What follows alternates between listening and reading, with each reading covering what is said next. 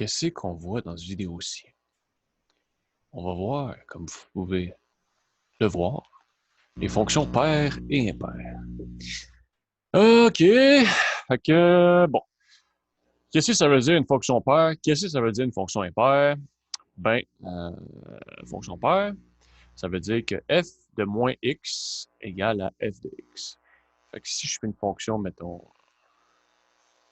la fonction c'est f de x égale à x2, bon, ben, si je fais f de moins x, c'est moins x à la 2. Un moins fois un moins, ça fait un plus, qui est x2. Fait que ça, c'est la même chose que f de x. Donc, si je l'évalue en x ou en f de x, non, en... pas ça. Si je l'évalue en moins x ou en x, ça me donne la même chose. Ça, c'est une fonction paire. Donc, qu'est-ce que ça veut dire? Ça veut dire que la fonction, en fait, est symétrique. Ça, c'est une fonction paire, donc elle est symétrique par rapport à l'axe des y. Donc, l'axe au milieu, l'axe des y, ben, elle est symétrique. L'air ici est égal à l'air ici. Donc, ça veut dire ça pour les intégrales. Fait que si j'ai une fonction paire, puis je veux l'intégrer comme ici, de moins a à a, bon, ben, que je fasse l'intégrale de moins a à a, c'est la même chose que si je fais 2 fois l'intégrale de 0 à a. Ça ressemble à un 9, c'est un a. Il me perturbe moi. 0 à a. Ah oui, ça c'est bon. f de x dx.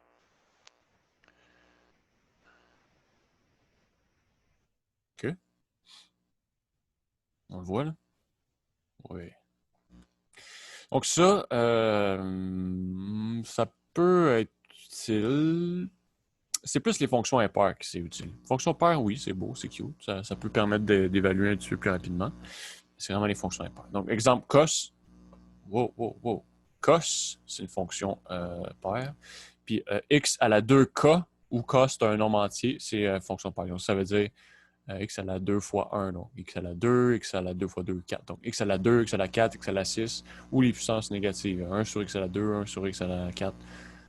Ça, c'est toutes des fonctions paires. Quand c'est un exposant paire, ça donne une fonction paire. Donc, c'est bien fait, la vie, pareil. OK?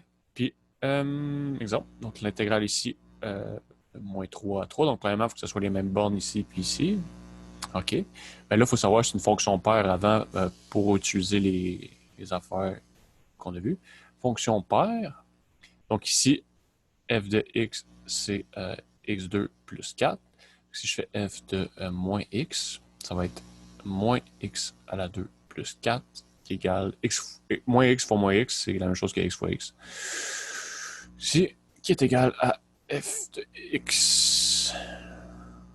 Donc, oui, ça, il faut le montrer là, que c'est une fonction paire.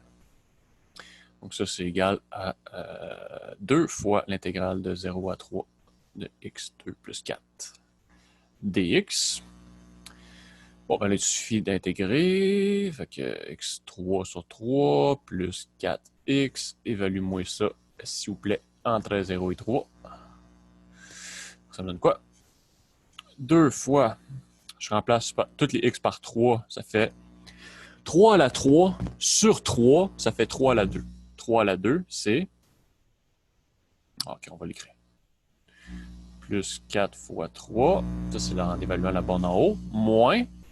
Là, c'est moins tout. Moi, je mets tout le temps une parenthèse quand je fais le deuxième moins s'il y a plus qu'un terme. Faut pas mélanger. 0 à la 3 sur 3 plus 4 fois 0. Donc, ça, c'est l'évaluation. Donc, ça me donne 2 fois, c'est ça, 3 fois 3 fois 3 divisé par 3, c'est 3 fois 3. Donc, c'est 9. Plus 12, moins 0 sur 3, c'est 0. Puis 4 fois 0, c'est 0. Finalement, c'est 2 fois 21, donc c'est 42. OK. C'est ça. Fonction paire, oui, on peut faire ça. Mais là, le pouvoir, c'est vraiment dans les fonctions impaires qui est là. C'est ça qui est vraiment... Ce qui est vraiment impressionnant. OK. Donc là, c'est là qu'on n'y est plus. OK, là, c'est la cour d'écran. Ça, c'est Merlin qui dit OK, venez-vous dans les enfants. Par ici, la voie vers le succès. On va laisser là, Merlin.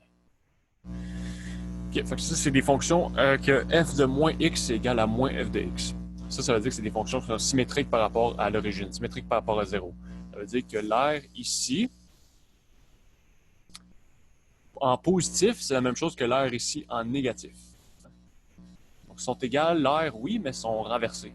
Ils sont symétriques par rapport à 0.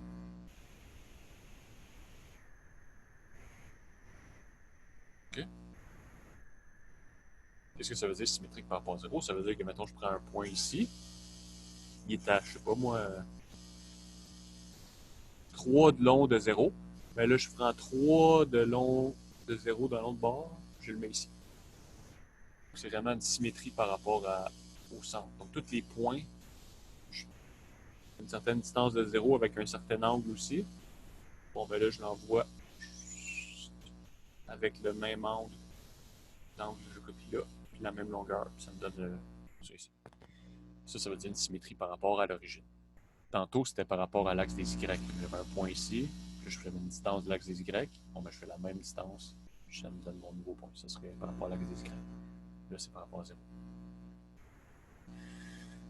OK. Fait que c'est ça. Bon, ben, si j'intègre une fonction comme ça, ben, je remarque, intégrale définie, ça veut dire l'air. L'air sur la courbe entre moins A et A. Et comme l'air ici, c'est la même chose que l'air ici, ça c'est positif, ça c'est négatif, bon, ben, quand je vais additionner les deux airs, ça me donne 0. Donc l'air, ça va tout le temps être 0. Ça c'est bien. Ça c'est bien utile. Pourquoi? Parce que si j'ai une fonction bizarre, donc compliquée, que je ne sais pas comment l'intégrer, mais que je remarque que les bornes, c'est les mêmes, puis que je prouve que la fonction est impaire, bon, ben, je n'ai pas calculé l'intégrale à rien, je peux tout de suite dire que c'est 0. Parce que c'est une fonction impaire sur un intervalle centré en 0.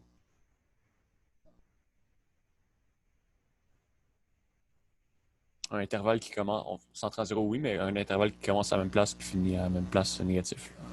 C'est ça que ça veut dire. OK.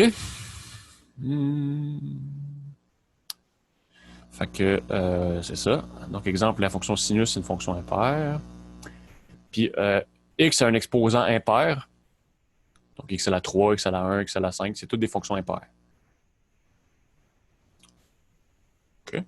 Fait que là, j'ai l'intégrale ici, on va de sinus x sur 1 sur x2. C'est ici. Donc là, ça fait pas dans la table d'intégration, ça ici. Substitution, si je mets 1 plus x2, j'ai du x qui va sortir, mais le sin va être encore là. Si je mets u, c'est sin, ben, le 1 sur x2 il va rester au dénominateur, il ne va pas sortir dans mon du. Donc, ça ne marche pas. Intégration par partie, non. Puis, peut-être. Mais, non. C'est par cas, ça. C'est un plus, c'est pas un moins. Donc non, ce serait ce qu'on va voir plus tard, une substitution trigonométrique pour faire quelque chose comme ça.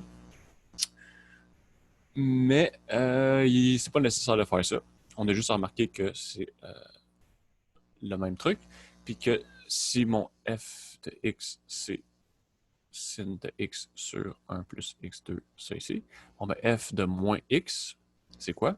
C'est sin de moins x. On remplace toutes les x par moins x dans l'expression. Il ne faut vraiment pas oublier de mettre en parenthèse ici, sinon ça change. OK? Comme ça. Donc, moins x fois moins x, c'est la même chose que x fois x.